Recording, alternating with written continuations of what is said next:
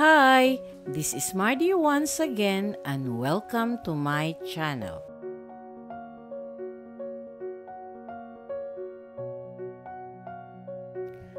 On July 18, 1875, Marina Dizon y Bartolome, heroine of the Philippine Revolution and one of the first women initiated into the Katipunan, was born in Truso in Manila to Jose Dizon, one of the 13 revolutionary martyrs of Bagumbayan, and Roberta Bartolome.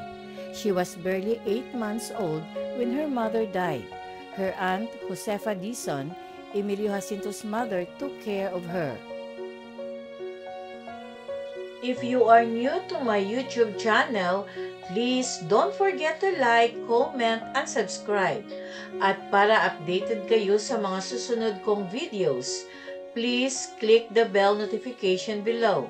At sana po, don't skip the ads and please watch until the end of my video. She obtained her early education in a private school conducted by Maestro Timoteo Reyes, also called as Maestro Tong. She later enrolled in a public school under Doña Anisita Cabrera, where her future husband, Jose Toriano Santiago, happened to be one of her schoolmates. She studied music, painting, and modeling, and became an accomplished singer and declaimer. She was also a guitarist, a violinist of the Truso Comparsa band. She wanted to be a teacher, but her father frowned on the idea. Isang gabi noong 1893, kasama niya ang kanyang pinsan na si Emilio Jacinto sa bahay ni Don Restituto Javier sa Oroquita Street. Doon sa presensya ni Gregoria de Jesus, ang batang asawa ni Bonifacio, Josefa at Trinidad Rizal at kanilang mga pamangkin na sina Angelica Lopez at Delfina Herbusa. Pinasimulan sa Katipunan si Marina. Ang inisisyon ay pinangunahan ng Supremo na si Andres Bonifacio. Isang napakaaktibong miyembro ng organisasyon, pinangunahan ni Marina ang mga initiation rites para sa kababaihan. Nag-iingat ng mga talaan at nakilala ang mga bagong miyembro sa konstitusyon at mga turo ng Katipunan. Palagi niyang paalahanan ang mga miyembro, maging masayahin sa lahat ng oras, huwag magpakita ng takot sa napipintong paghihimagsik, maging handa na maging ulila at biyuda balang araw, maging matapang at magpatuloy. Pinangunahan niya ang mga babae sa pagsasayaw at pag-awit upang makagambala sa atensyon ng mga patrol unit ng Kastila kapag may mga pagpupulong o pagtitipon ang Katipunan. She was elected Secretary of the Katipunan Women's Chapter along with Josefa Rizal, President, Gregoria de Jesus as Vice President, and Angelica Lopez as Fiscal.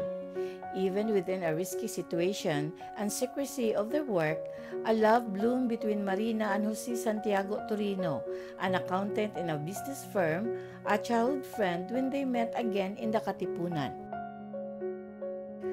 Noong September 16, 1894, ikinasal sina Marina at Jose sa simbahan ng Binondo.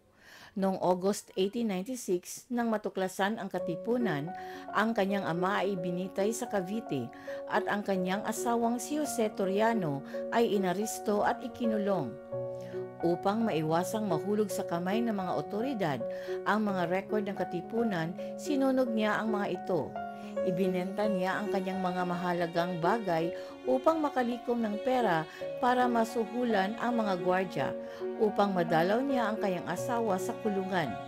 Nakatagpo siya ng pansamantalang kapayapaan nang noong September 11, 1897, pinalaya ang kanyang asawa.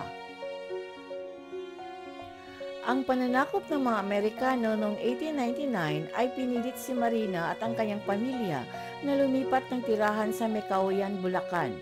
Lumipat sila sa Tarlac-Tarlac nang matapos ang labanan. Maghihiwalay sina Jose at Marina nang umalis si Marina patungong Banban at si Jose ay nagtrabaho bilang accountant sa Maynila.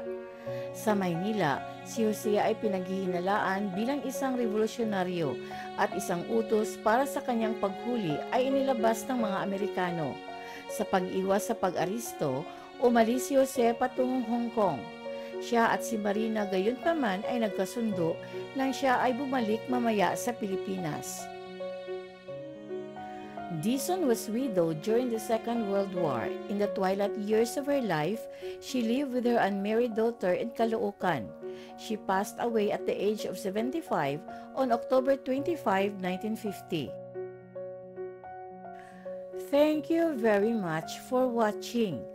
And according to Nicole Kidman, life has got all those twists and turns.